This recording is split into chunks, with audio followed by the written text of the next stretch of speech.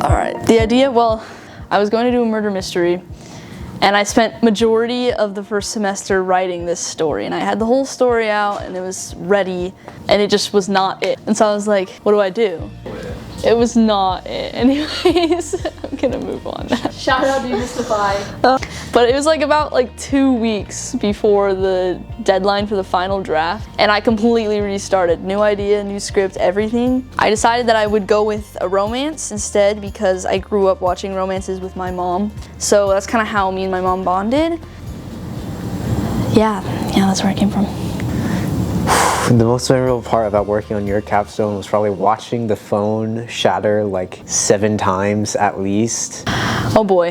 The hardest part of creating my capstone film was probably finding dates and times that worked with my actors and with my overall schedule. I had a lot going on, and so did my actors. They had their own capstones at the same time that they were working on.